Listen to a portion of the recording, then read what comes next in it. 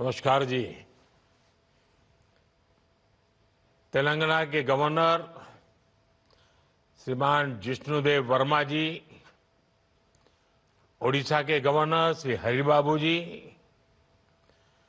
जम्मू कश्मीर के lieutenant governor Manoj Sinha ji, Jammu Kashmir के मुख्यमंत्री श्रीमान उमर अब्दुल्ला जी, तेलंगाना के सीएम श्रीमान रेवंत रेड्डी जी, ओडिशा के मुख्यमंत्री श्रीमान मोहन चरण मांझी जी, केंद्रीय मंत्रिमंडल के मेरे सहयोगी अश्विनी वैष्णव जी, जी किशन रेड्डी जी,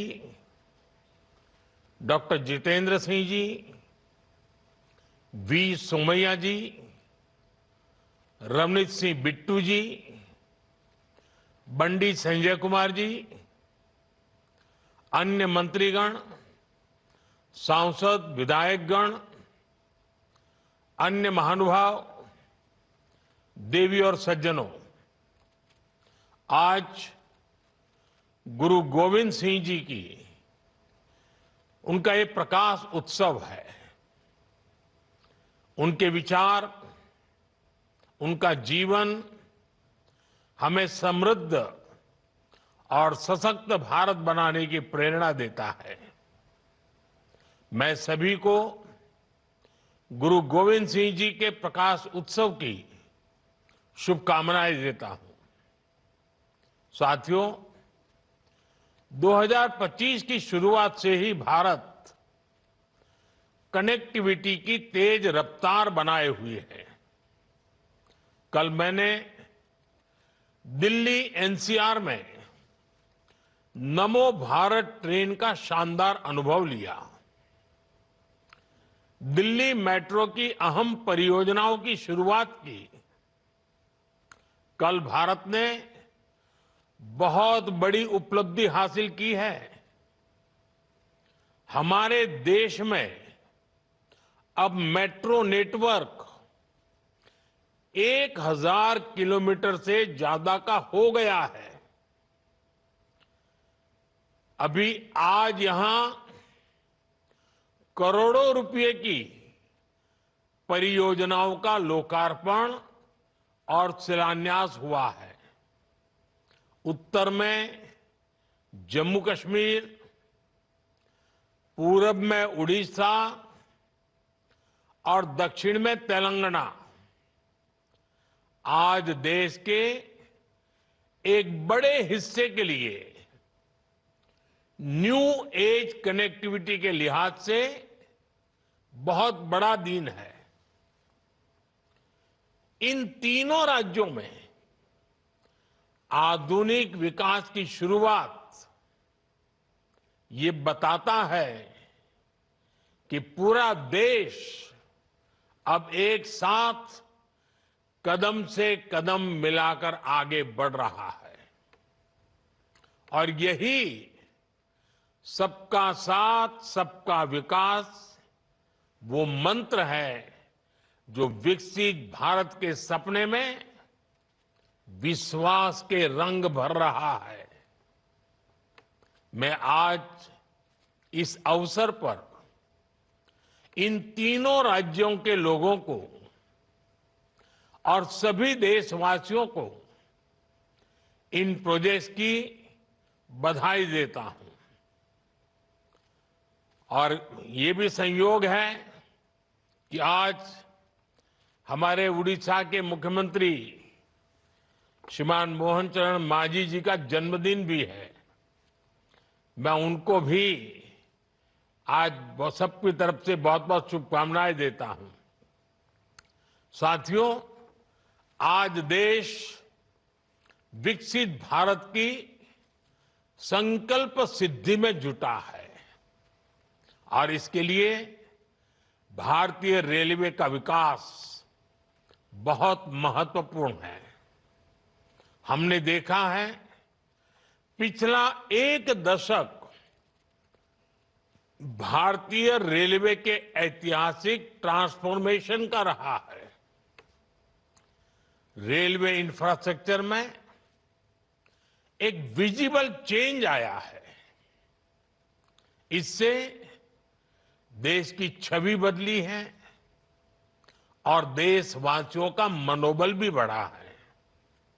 साथियों, भारत में रेलवे के विकास को हम 4 पैरामीटर्स पर आगे बढ़ा रहे हैं। पहले, रेलवे का इंफ्रास्ट्रक्चर का मॉडर्नाइजेशन। दूसरा, रेलवे के यात्रियों को आधुनिक सुविधा। तीसरा, रेलवे की देश के कोने कोने में कनेक्टिविटी। चौथा, रेलवे से रोजगार का निर्माण, उद्योगों को सपोर्ट। आज के इस कार्यक्रम में भी इसी विजन की झलक दिखाई देती है। ये नए डिवीजन, नए रेल टर्मिनल भारतीय रेलवे को 21वीं सदी की आधुनिक रेलवे बनाने में अहम योगदान देंगे।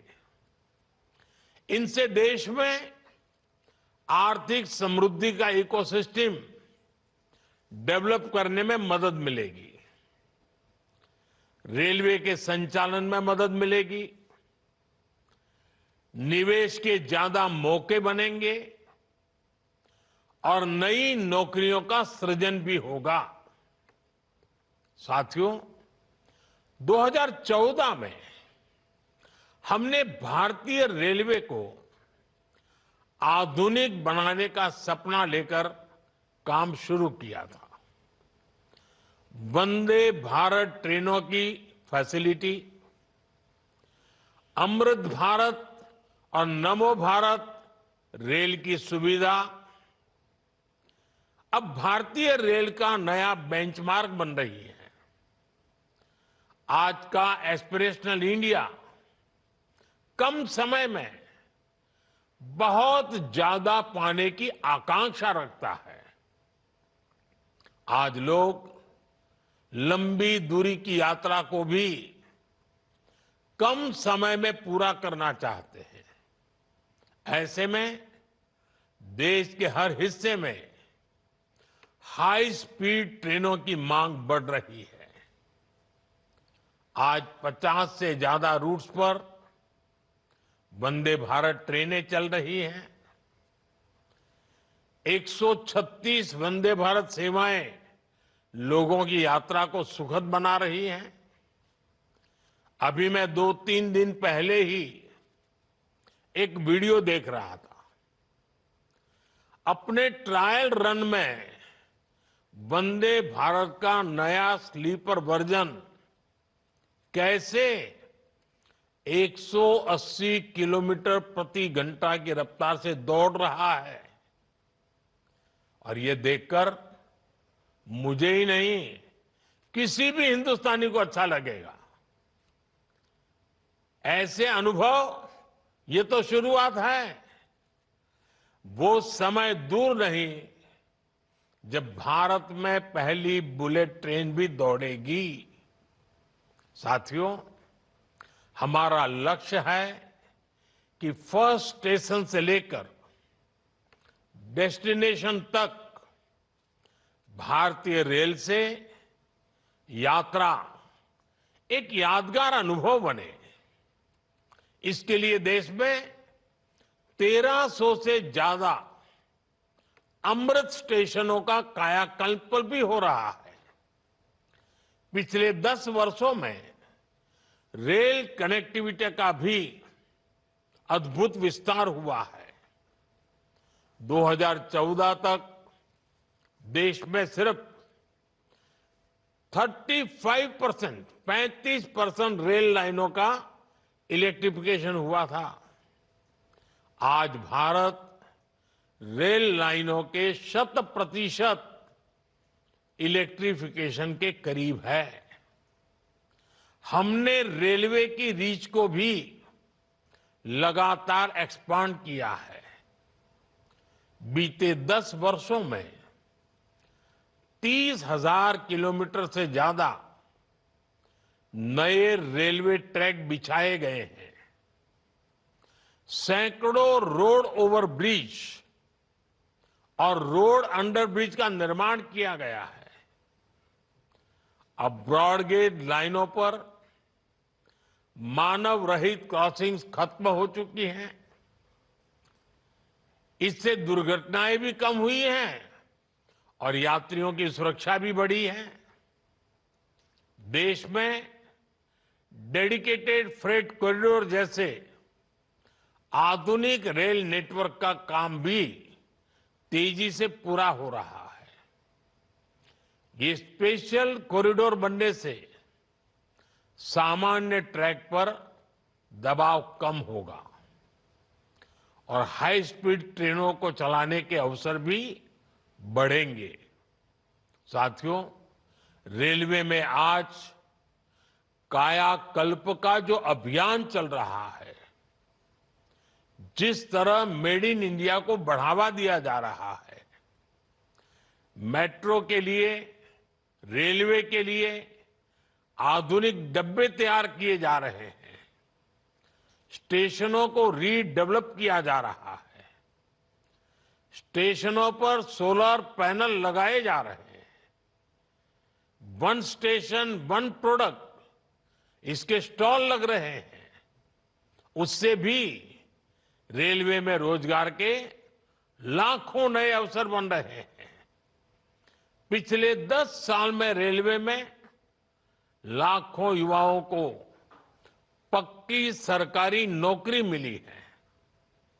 हमें याद रखना है, जिन कारखानों में नई ट्रेनों के डिब्बे बनाए जा रहे हैं, उसके लिए कच्चा माल दूसरी फैक्ट्रियों से आ रहा है।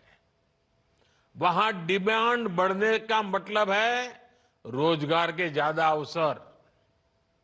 रेलवे से जुड़ी विशेष स्किल को ध्यान में रखते हुए देश की पहली गति शक्ति यूनिवर्सिटी की भी स्थापना की गई है।